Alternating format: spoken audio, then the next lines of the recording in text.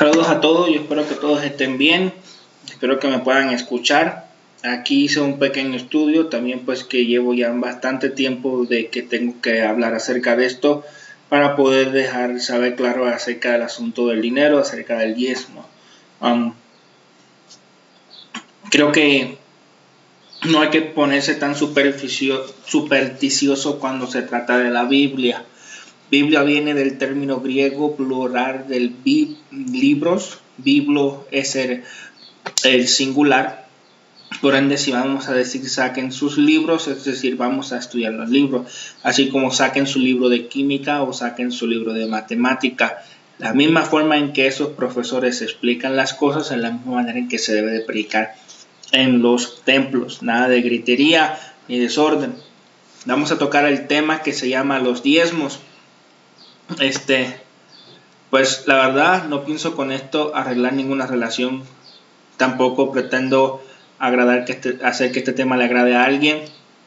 No pretendo tener ningún tipo de cargos. De hecho, cada vez que es un tema así delicado siempre se surgen problemas. Pero eso aquí está la Biblia. El diezmo se tiene que avalar por muchos versículos, no solamente por dos. Entonces vamos a ver exactamente lo que son los diezmos a la luz de la Biblia y qué es lo que Dios me dijo acerca de los diezmos. Vamos a ver si los diezmos son vigentes o no.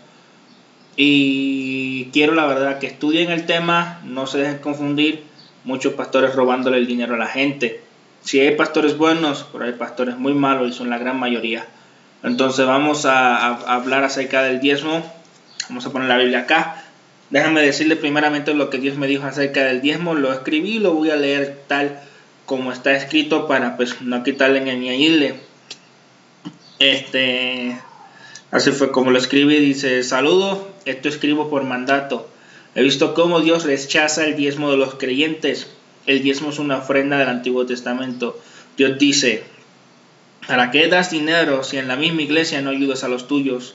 ¿Para qué das diezmo si tu dinero en la sociedad no está presente? Eres un seguidor de iglesia y no de luz al mundo. Con gusto sueltas tus billetes pensando que con esto compras la salvación. El dinero dado forzosamente no me agrada ni me complace. Yo proveo y permanezco fiel, aunque tú con dolor en el alma das tu dinero en el altar. El diezmo no me importa. Me importa que des con alegría, porque sabes que ese dinero es para mi obra, que yo conduzco. Tú, hijo, ¿piensas que puedes dar dinero y despreocuparte de tus pecados? Más ganado tiene el cielo aquel que no diezma, porque su salario no le permite y da poco, pero de los de la calle y viven en pobreza espiritual y material, él sí se preocupa y provee. Ese es mi hijo. Ese moldeo para mis propósitos. Tu dinero basura no me sirve si tu corazón es un vertedero. Tu trabajo te lo di yo y yo mismo puedo quitártelo. Hoy tienes y si mañana decido te dejo en la nada.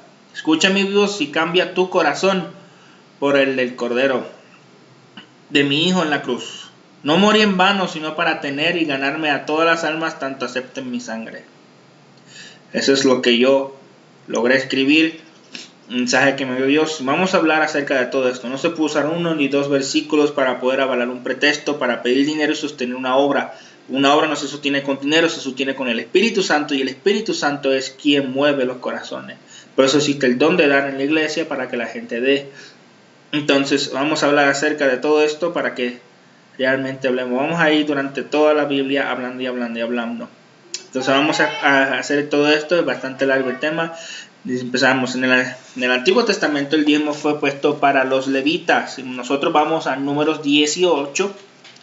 Por ejemplo, todo ese capítulo, número 18. Vamos a buscarlo. Estamos usando la versión Reina Valera de 1960. Recomendaciones: usen todas las versiones que tengan en su poder, ¿ok? No se conformen con una sola.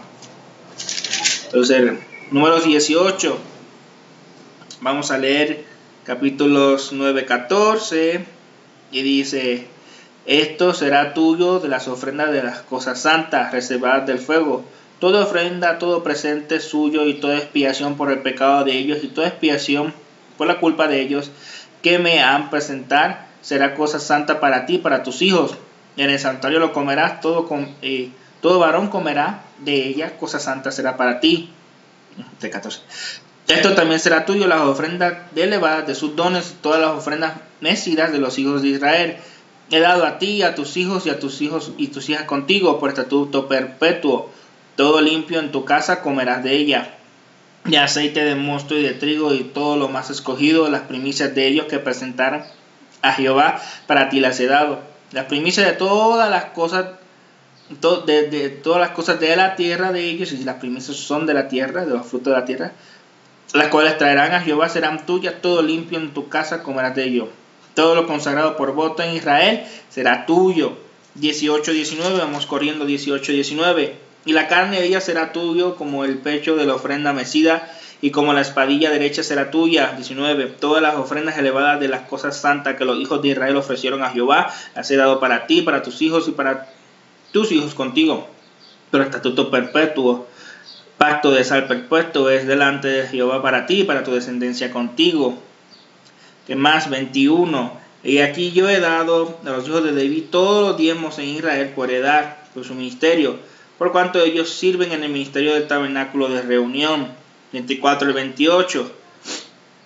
Y que los levitas he dado la heredad de los diezmos de los hijos de Israel, que ofrendan a Jehová, que ofrecerán a Jehová en ofrenda, por lo cual les he dicho, entre los hijos de Israel no poseerán heredad. Y habló Jehová a Moisés diciendo, así hablarás a los levitas. 28. Así hablarás a los levitas y le dirás, cuando toméis de los hijos de Israel los diezmos que yo he dado de ellos por vuestra heredad, vosotros presentaréis de ellos en ofrenda mecida a Jehová el diezmo de los diezmos. Y se os contará vuestra ofrenda como grano de la era y como producto del lagar. Así ofreceréis todos vosotros ofrendas a Jehová de todos nuestros diezmos que recibáis de los hijos de Israel, y daréis de ellos la ofrenda de Jehová al sacerdote Aarón. Entonces, por eso dice, Dios le dio el diezmo a ellos, y estos diezmos fueron de los frutos de la tierra. ¿Cómo sabemos que son de los frutos de la tierra? Bueno, hay que ir hasta atrás. Te digo que vamos a estar moviéndonos en la Biblia, porque 2 versículos en el Nuevo Testamento, o usar los versículos para manipular a la gente que cómo me han robado aquí con vuestros diezmos y con vuestras ofrendas, cuando en realidad ni siquiera ya existe un templo que mantener, ni un sacerdocio tampoco. Es el único sacerdote por perpetuo. 27, 30 al 32. Vamos para allá. A ver. El diezmo de la tierra, así de simiente de la tierra como el fruto de los árboles de Jehová es cosa dedicada al Señor. Y si alguno quisiera rescatar algo del diezmo, añadirá la quinta parte de su precio por ello. Y todo diezmo de vaca o de oveja, de todo lo que pasa bajo la vara, el diezmo será consagrado a Jehová. Perfecto. Entonces ahí tenemos esta parte. Dice, Dios promete a David que de su descendencia iba a haber un rey que permanecerá por siempre. ¿Cómo nosotros sabemos esto? Vamos corriendo otra vez a Apocalipsis. Te digo que cuando un tema realmente ya es doctrina y es parte del evangelio, ya se va mencionando por toda la Biblia, Es un mensaje común. Okay, uno no puede fumarse marihuana porque dicen salmos que la hierba es para el cuerpo. Aunque en realidad eso es cierto, pero pues hierba para el cuerpo es como para tipo medicina, ¿va? Entonces, Apocalipsis 19, 11 al 16 dice, entonces vi el cielo, vi aquí un caballo blanco, y el que la montaña se llama fiel y verdadero, y con justicia pelea. Sus ojos eran de llama y fuego. Déjame ver que estoy en el lugar correcto. 19. Sus ojos eran como fuego, y había en su cabeza muchas de nieve, y tenía el nombre escrito que ninguno conoce sino el mismo. Estaba vestido de una ropa teñida en sangre, y su nombre, el verbo de Dios, quien es Jesucristo. Esto es lo que encuentras en Juan 1. Dice, y los ejércitos celestiales vestidos de lino fino, blanco, limpio, le seguían en caballos blancos. De su boca sale una espada aguda para herir a todas las naciones, y él las regirá con varas de hierro.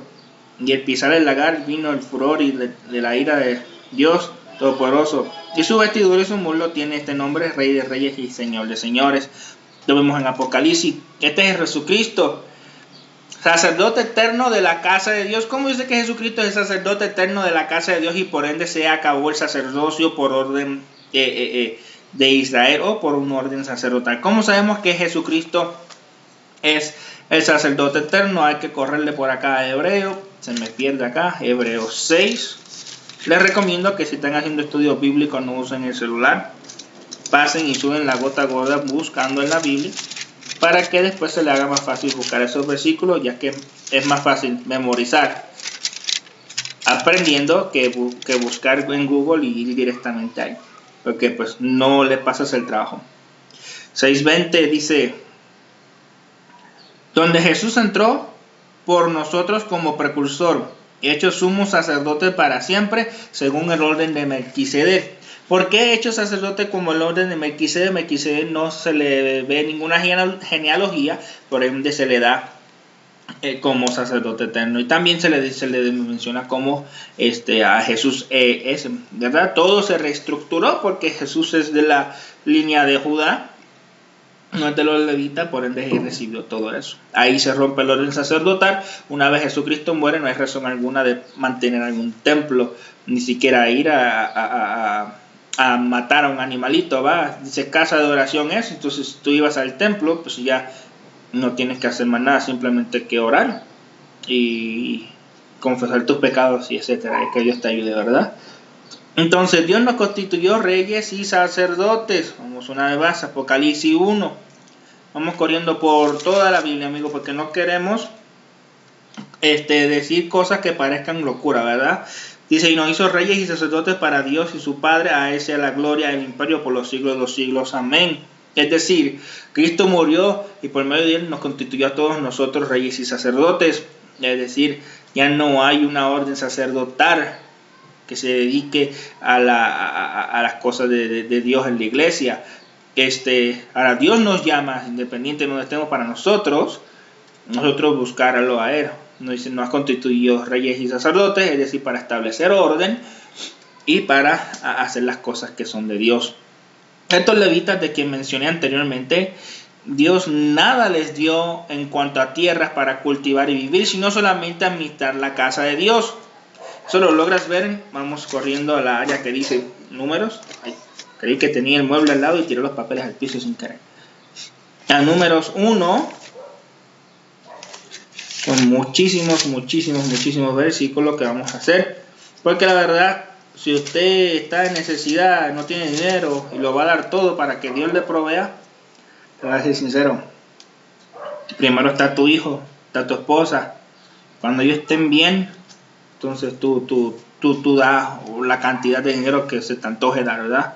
Entonces 49 a 50 dice: solamente no contarás la tribu de Leví, ni tomarás la cuenta de ellos entre los hijos de Israel, sino que pondrás a los levitas en el tabernáculo del testimonio y sobre todos sus utensilios y sobre todas las cosas que le pertenecen. Ellos llevarán el tabernáculo y todos sus enseres, y ellos servirán en él y acamparán alrededor del tabernáculo. Ahí está, ya está comprobado por la Biblia. ¿Cómo es que estos sacerdotes iban a sobrevivir si ni siquiera tenían tierra sin donde habitar? Pues de estos diezmos y primicias, que son tipo ofrenda, y además de los sacrificios, lo cual lo acabamos de leer en números 18. Puedes repasar esto, número 18, de 8 al 15. Ellos se alimentaban de esta manera. Los levitas eran los únicos encargados del sacerdote y todo referente a la casa de Dios. Eso, como lo leímos en el números 18, del 1 al 2, lo puedes buscar. Al Cristo morir, Él asumió el sacerdocio y el reinado. Es decir, rompió con todo. Ya cuando Jesús le dice a estos fariseos que debieron de hacer esto, que ofrendaban a esto y lo otro sin haber olvidado lo otro, ahorita lo menciono, no me es el versículo, creo que es Mateo 21:13, si no me equivoco. Obviamente no había asumido todo lo sacerdotal y el reinado, entonces por eso lo dijo. Y ya puede ser posible que cuando Jesucristo murió, la gente pudo haber seguido, porque el templo se destruyó hasta el año 70 después de Cristo. Entonces, ¿dónde nos quedamos? Vamos a Hebreos 7. En Hebreos 7 podemos ver todo el relato, es el versículo completo, y también podemos ver a Segunda de Crónica. Vamos a Segunda de Crónica. ¿Okay? Les recomiendo repasar Hebreos, pero vamos a Crónicas. Aquí está Segunda de Crónicas y luego Segunda de Crónicas. Vamos a donde dice el 16. Vamos al 16. Y dice: ahora pues, Jehová Dios de Israel, cumpla tu siervo David mi padre lo que has prometido, diciendo: no faltará de ti varón delante de mí, que se siente delante del trono de Israel, que se siente en el trono de Israel, con tal que tus hijos guarden su camino, andando en mi ley como tú has andado sobre mí. Ahorita la verdad no existe ningún rey. Esas cosas de reyes no existen, aunque indirectamente están gobernantes. Están los emperador, creo que ese es uno, ministros, así se les dice. En teoría, al fin y al cabo, son reyes, porque pues hacen lo que se les dé la gana con la gente, va ahí. Entonces, esto lo leemos, ¿verdad? ¿Cómo sabemos que Jesucristo asumió todo reinado y al morir y resucitar lo asumió para siempre? Porque su descendencia va. Vamos a ser un poco más explícitos. Vamos a contarla por medio de la mamá. Porque pues descendió de la mamá. Y por medio de la mamá es porque agarró el trono. También por medio del papá, ¿verdad? Se hace por él porque pues es decir, José. Porque José también es descendiente directamente de David. Entonces por eso, ¿verdad? Entonces al morir asumió todo el sacerdote y reinado, y con él la ley del Antiguo Testamento quedó como recuerdos, ¿okay? Por consiguiente ya no se hacen más ritos. Esto lo vemos en Romanos 7. Vamos a Romanos 7, ¿ok? Ya eso del templo, ya la antigua ley ya pasó, brother. Ya hay que dejar todos esos rudimentos, ¿ok? Ya no vivimos en cuanto a la ley era una sombra de lo que había de venir, ¿ok? Si no vivimos en el antiguo, en el pasado, nunca vamos a poder movernos hacia el frente, ¿verdad? Imagínate, si hubiéramos sido judíos, qué tan difícil hubiera sido, ¿verdad? Salir de todo esto. Entonces Romanos 7, 4 dice: así también vosotros, hermanos míos, habéis muerto a la ley mediante el cuerpo de Cristo, para que seáis de otro, del que resucitó de los muertos, a fin de llevemos fruto para Dios. Porque mientras estamos en la carne, las pasiones pecaminosas que eran por la ley obraban en nuestros miembros, llevando fruto para muerte. Pero ahora estamos libres de la ley por haber muerto para aquella en que estábamos sujetos. De modo que si sirvamos el régimen nuevo del Espíritu, de modo que sirvamos bajo el régimen nuevo del Espíritu y no bajo el régimen viejo de la tierra. Ahí está, más que comprobado. Jesús fue el último sacrificio. Dios pasa a habitar en nuestros corazones y la ley solo pasa a ser dos reglas en las cuales se resume todo. Ama a Dios con toda tu alma, cuerpo y mente. Y la segunda es amar a tu prójimo como a ti mismo. Todo el mundo sabe esto, y si no lo sabes, esto se encuentra Marcos 12, 28 al 31. Con esto se rompe todo orden sacerdotal y el templo pierde su función de hacer sacrificio para perdón. Mateos 21:13, vamos a buscar esto, Mateo 21:13, vamos a ver qué dice Mateo 21:13, corriendo. Es bueno usar la Biblia porque usamos el celular, se te acaba la batería. Y ahora sí, ¿qué pasó?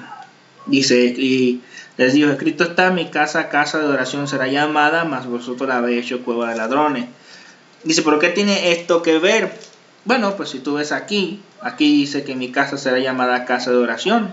Entonces no está hablando de sacrificios, no está hablando de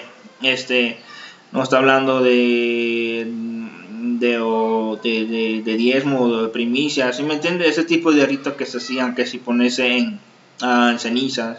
Mi casa será llamada casa de oración, ahí lo deja claro. Ahí lo vemos. Y también podemos ver Hechos 47:50. Hechos 47:50. Perdón, Hechos 7. Sí, porque no llega el 47. Vamos para allá. Hechos 7. Y dice: mas Salomón le edificó casa. Si bien el Altísimo no habita en templos hechos de mano, como dice el profeta, el cielo es mi trono y la tierra el estrado de mis pies. De casa me edificaréis, dice el Señor. ¿Cuál es el lugar de mi reposo? ¿No hizo mis manos todas las cosas? Ahí está, más que comprobado. Ya no mantenemos un orden sacerdotal, ya no mantenemos rituales, ya no mantenemos a una gente, verdad, que se dedique al Señor como los levitas. Ahora pues lamentablemente los levitas van a tener que ponerse a trabajar y buscarse lo suyo y seguir buscando las cosas de Jesucristo, va a hacerle bien y todo eso. Esto lo leímos, dice: Cristo nos perdonó y si caemos podemos confesarlo y apartarnos y tendremos perdón. Así de simple, no tenemos que hacer ningún tipo de sacrificio ni dar 500 pesos, $500 en el altar para comprar un perdón. En el Nuevo Testamento toda ofrenda es de tipo voluntario. Por ejemplo, si vamos a 1 Corintios 16:2, 1 Corintios 16:2, dice lo siguiente. Vamos a ver, 1 Corintios 16:2 dice: cada primer día de la semana, cada uno de vosotros ponga aparte algo, según haya prosperado, guardándolo para que cuando yo llegue no se recojan se recojan las ofrendas. Dice: no, pues ahí está el 10%, pues según haya prosperado. Si yo gano 10,000, voy a dar 1,000. Si gano 20,000, voy a dar 2,000. Primero que nada, no dice diezmo ni tampoco dice porcentaje. Entonces, si yo ofrendo, yo voy a ofrendar, ya que yo haya pagado mi deuda, ya yo que haya puesto todo en orden en mi casa, haya pagado la luz, el agua, ya de lo que me sobre, yo de eso voy a dar, porque realmente esa va a ser mi ganancia. Entonces, como yo haya prosperado, eso es lo que yo voy a dar. Uno tiene que pagar la hipoteca de la casa, uno tiene que pagar los biles, probablemente la casa de sus papás.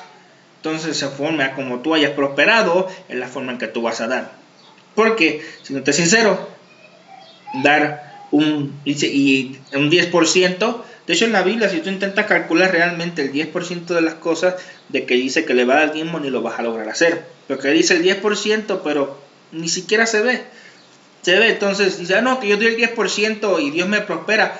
Claro que te va a prosperar, no es que es una maldición hacerlo, sino que el diezmo se considera una ofrenda y como es una ofrenda simplemente Dios te da, pero tú no estás obligado a dar el 10%, como hay muchas personas que dicen es que hay mucha gente en el infierno porque no dio el diezmo y como no dio el diezmo Dios no los prosperó.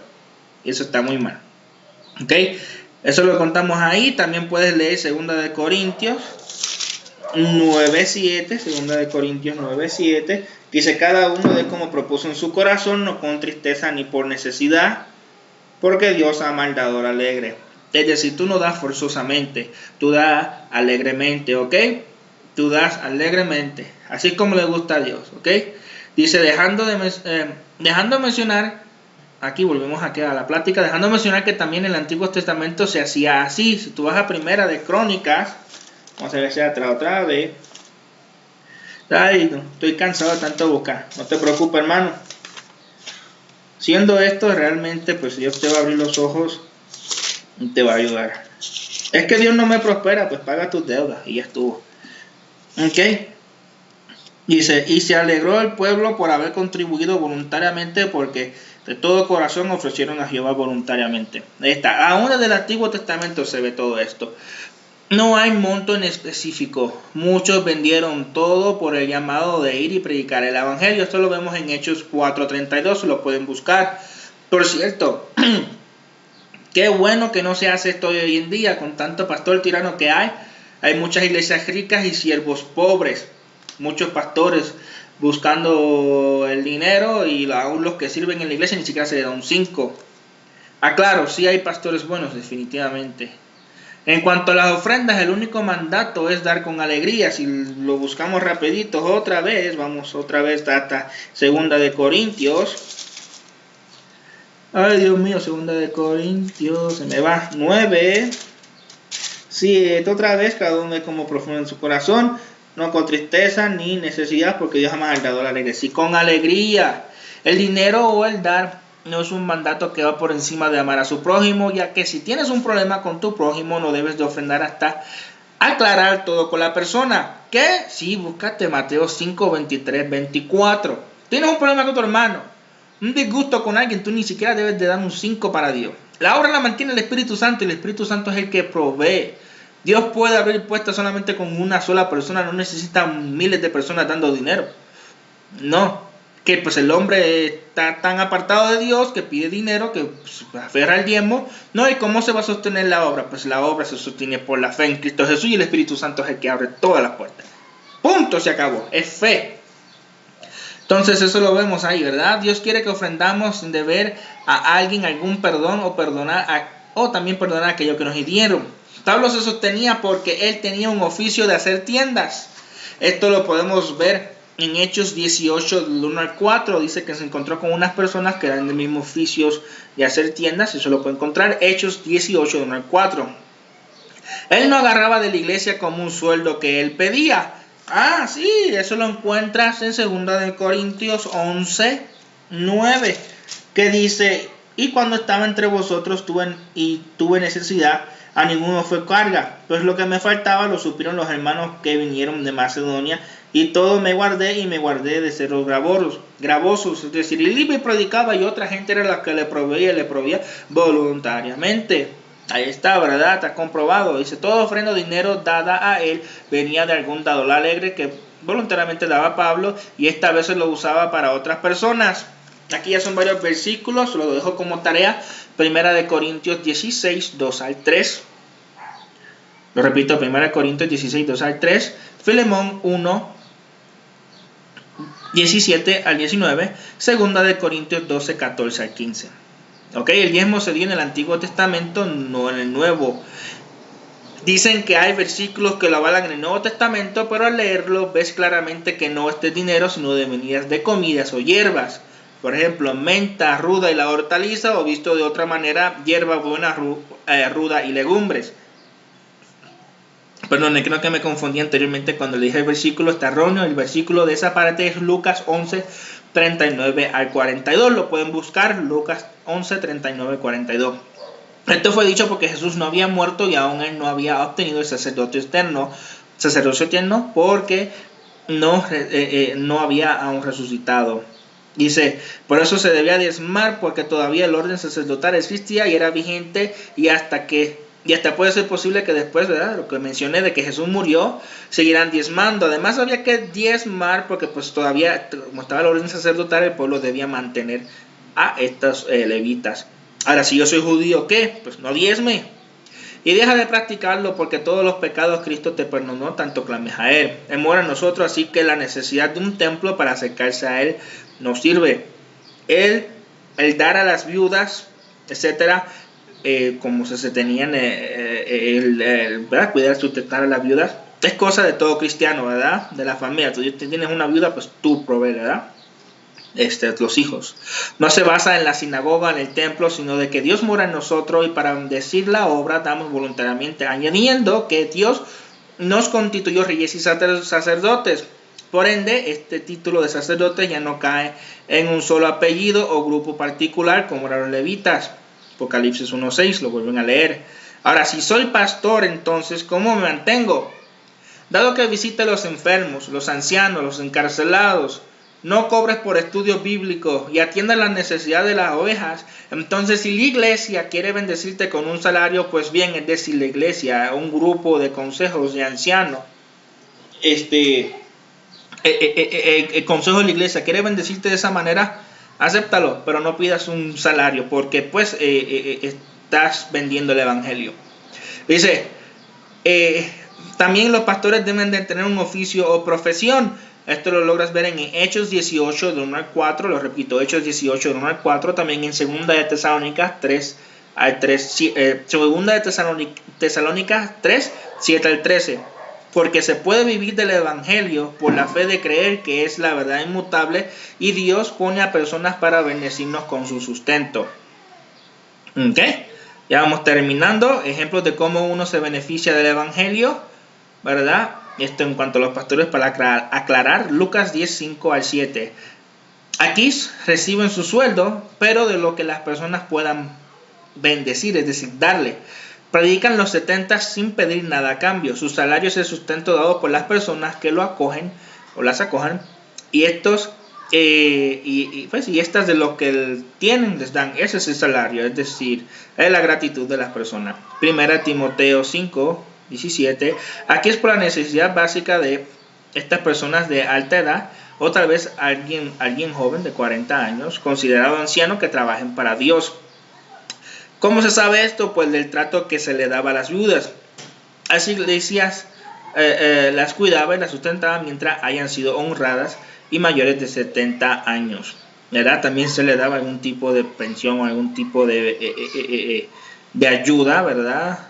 Para poder sustentar a esta persona. No necesariamente su pensión, alimento, acojo, ¿verdad? Hogar. Lo único del Antiguo Testamento que se sigue usando en el Nuevo Testamento son los 10 mandamientos reducidos más bien en 2. Note que se sigue el ejemplo de lo que por todos los libros de la Biblia se deja mostrar y no 2 o 3 versículos para sustentarlos. Por último, haciendo una aclaración, ese versículo que dice que cada uno dé conforme haya prosperado, como lo había dicho, ¿verdad? No se refiere a los diezmos, ¿verdad? Y vamos a ver, ahora vamos a terminar. ¿Qué pasaría si el diezmo, ¿verdad? Ahora dice, pues si se diezma, hay que diezmar bien, ok, bueno, pastor, entonces si tú no quieres aceptar esto como una verdad, que realmente es la verdad, y tú quieres seguir predicando de los diezmos, entonces aquí está cómo lo debes de repartir. Pues aquí los pastores tuvieran la de perder, porque pues no ganarían mucho. Hoy en día las ovejas es la que trabaja en la iglesia, cuando el pastor casi siempre está ausente en el templo. Esto último dicho para pastores vividores de la iglesia. El diezmo era dado tanto para aquel que limpiaba como para el que iba al lugar santísimo. Números 18, 1 y 7, lo puedes ver. Porque el cargo del templo fue dado a todos los levitas, que en sí eran familias, que eran todos familias, va. Entonces el dinero debería repartirse. Hoy en día, si sigues predicando de que das diezmo, ok, tú predicas del diezmo, entonces tú tienes que darle dinero a los músicos, tienes que darle dinero a los ancianos, tienes que darle dinero a las viudas, a los que limpian, a los maestros. Y todo esto, la realidad no se hace, el pastor se lo traga todo, ¿verdad? Por eso ves muchos pastores obesos, se tragan todo el dinero. Lo que sí se ve es que el pastor de estos siglos pide diezmo y lo pone como mandato, pero aquel quien colabora en el ministerio no recibe ni un 5, no le dan nada. ¿Acaso el pastor es más que ellos para no darle la parte que le pertenece? Pues si al cabo pides el diezmo, pues todo el mundo que dé diezmo es para los levitas. Si lo quieres ver en un orden sacerdotal, va, tienes que darle a todo el mundo. Analicen esto y sigan yendo a su iglesia, pero obedezcan a su Dios antes que al pastor. Si la intención de tu pastor viene de Dios, te va a dar mucha paz. El pastor es un ser imperfecto como tú y yo. Nunca lo veas como un ser sobrenatural, porque es igual de carnal y humano que usted. Conclusión. Si quieres seguir dando tu 10%, sigue haciéndolo, pero no como un mandato, sino como voluntario. Acuérdate que Dios no se limita a porcentaje, entonces dele a Dios con gusto y la cantidad que usted sienta ideal dar, o que Dios le diga que dar o que tanto dar. Por ejemplo, Dios, ¿cuánto doy? 200, 300 pesos, ¿verdad? Que Dios ponga en tu corazón la cantidad de dar. Bueno, espero que todo esto haya sido de bendición. Un video bastante largo, pero muy explicatorio. Que Dios me lo bendiga mucho, ¿ok?